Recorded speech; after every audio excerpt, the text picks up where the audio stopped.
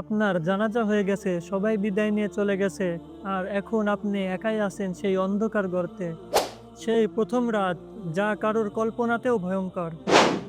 হাদিসে এসেছে একজন মুমিনকে কবরের ভিতরে জান্নাতের দৃশ্য দেখানো হয়, আর সে বলে, হে আল্লাহ, কিয়ামত কবে হবে? আমি যেন তাড়াতাড়ি জান্নাতে যেতে পারি।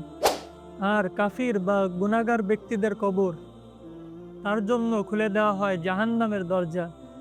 জ্বালাময়ী হাওয়া তার কবর পর্যন্ত পৌঁছে যায়, আর সে চিৎকার করে বলে, হে আল্লাহ, কিয়ামত যেন না হয়। ভয় পাবেন না, আপনারও হতে পারে জান্নাতের বাগান। শুধু এখনই তওবা করুন। কবরকে সাজিয়ে নিন আপনার আমলের আলো দিয়ে। রাসূলুল্লাহ সাল্লাল্লাহু আলাইহি ওয়াসাল্লাম বলেছেন, কবর একটি জান্নাতের গর্ত। আপনি কি প্রস্তুত সেই প্রথম রাতের জন্য? সেদিন আপনার আমলই বলে দিবে আপনি কোথায় যাচ্ছেন। আপনার কবর আজ থেকেই প্রস্তুত হচ্ছে আপনারই কাজের মাধ্যমে।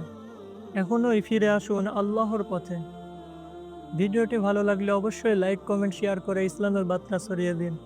তো আজ এই পর্যন্তই, দেখা হচ্ছে নতুন কোনো ভিডিওতে। ততদিন সুস্থ থাকুন, ভালো থাকুন। আসসালামু আলাইকুম।